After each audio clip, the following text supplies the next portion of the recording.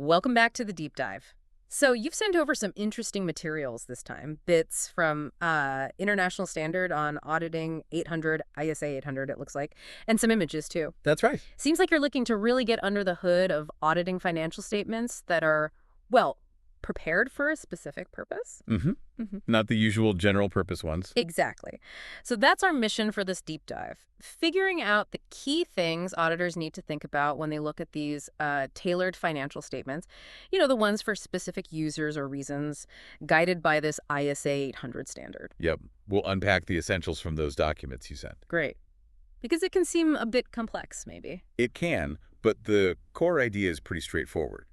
It's crucial to remember that while, the basic auditing rules always apply, ISA 800 tackles the special things you need to consider when statements aren't the standard general purpose kind. Okay. So the key thing for you right from the start is it's all about intentionality. These aren't just like simplified versions of normal accounts. They're built for a very specific reason. Okay, intentionality. Let's unpack that. What exactly are these special purpose financial statements that ISA 800 is talking about? Well, the standard itself, in paragraph 6A, keeps it simple. They are financial statements prepared using a special purpose framework. Right. Okay, that makes sense. But that just pushes the question back, doesn't it? What's a special purpose framework? Good point. Yeah, paragraph 6B defines that. It's a financial reporting framework. So the rules for preparing the accounts designed to meet the specific financial information needs of particular users. Specific users. Okay. And here's a key distinction. This framework can be either a fair presentation one or a compliance one. Fair presentation versus compliance. What's the difference there? Think of it like this. A fair presentation framework still tries to give a true and fair view, even within that specific purpose. A compliance framework is more about ticking the boxes, following a specific set of rules, maybe from a contract or regulator, even if the resulting picture isn't necessarily fair in the broader sense. And that difference, it really changes what the auditor has to focus on. Okay, fair presentation or compliance. Could you give us some maybe real-world examples to make it clear? Sure. The application material, A1, has some good ones. Think about accounts prepared purely on a tax basis. This set of financials that go with a company's tax return. Yeah. That's usually a special purpose framework. Often a compliance one, it's just about following the tax rules. Got it. Or another one, the cash receipts and disbursements basis. Yeah. Just tracking cash in, cash out. A business might prepare info like that if, say, a bank asks for it specifically to check cash flow for a loan. Right, for a creditor. Exactly. Yeah. And that could be fair presentation or compliance. Kind of depends on what the lender needs. And finally, maybe financial reporting rules set up by a regulator for a specific industry. That's another special purpose framework. Okay. Those examples definitely help crystallize it. So normal accounts, GAAP, or IFRS aim for lots of different users. These are laser focused, which leads to the question, why do we need specific audit rules for these? Can't we just use the standard ISAs? That's a really good question. And paragraph 1 of ISA 800 actually says, yes, the standard ISAs do apply to all audits.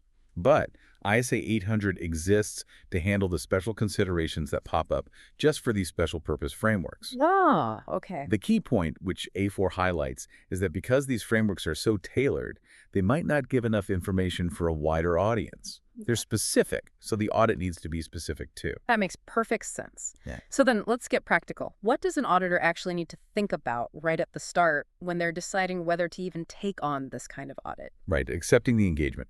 Paragraph 8 and the guidance in A5 to A8 cover this. First off, the auditor absolutely has to understand why these financial statements are being prepared. What's their purpose? Okay, the why. And directly linked to that is the who. Who are the intended users? Right. Specifically, what information do they need? Because if you don't know who you're auditing for and why... Then you can't really judge if the statements are suitable, can you? Exactly. It's like building something without knowing its function. Yeah. And building on that, the auditor also needs to understand what steps management took to decide if the framework they're using, the special purpose one, is actually acceptable. Is it the right set of rules for this specific situation and these users? So it's not just any framework. It has to be appropriate. Absolutely. As A5 puts it, the acceptability of the framework is really key to deciding whether to accept the job.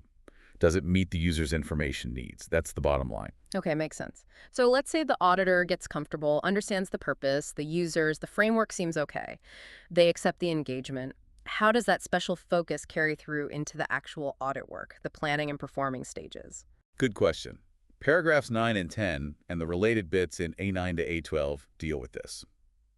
A big part is that the auditor needs to really get to grips with the details of that special purpose framework.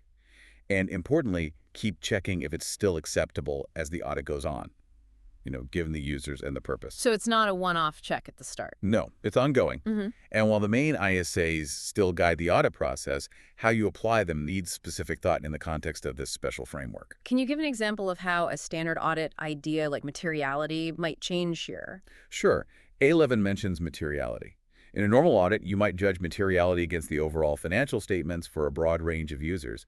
But here, you might need to judge what's material based on what those specific intended users need to know. Ah, right. So what matters to the tax authority? Might be very different from what matters to that lender we talked about who's focused on cash flow, maybe. Also, paragraph 10 adds another layer. If the framework is based on something like a contract or specific regulations, the auditor has to think about how management has interpreted those rules. So it's not just the numbers, but the rules behind them and how they're understood. Okay. Let's move to the end game then, the auditor's opinion and the report. Anything special we need to know there? Definitely. Paragraph 11 says the auditor's opinion is about whether the special purpose statements are prepared, in all material respects, according to that specific applicable special purpose framework. Notice the emphasis. On the framework itself. Yes. And following that, paragraph 12A makes it clear the auditor's report must describe which framework was used. That's vital so users understand the basis of preparation. Makes sense. And what if these statements really aren't meant for just anyone to pick up and read? That's where paragraph 14 and A21 come in. If the statements in the report aren't intended for wide distribution, the auditor should think about adding an emphasis of matter paragraph. Emphasis of matter. What does that do? It's like the auditor shines a spotlight on something already in the financial statements or notes that's fundamental to understanding them, especially given their special purpose. It often includes a warning, essentially, restricting who should use the report or how they should use it. So it helps stop people using it for something it wasn't designed for. Precisely. It manages expectations and potential misuse. You mentioned emphasis of matter paragraphs. Anything else specific we might see in these reports? Well, A17 talks about other matter paragraphs. Now, these are slightly different. They're for drawing attention to something not in the financial statements, but relevant to understanding the audit itself or the auditor's responsibilities in this special context. Okay, so emphasis of matter is in the financials. Other matter is about the audit or report context. Broadly, yes. And A18 notes that for listed companies, the engagement partner's name might be included. Also, importantly, A20 points out you might use an emphasis of matter paragraph just to clearly alert readers.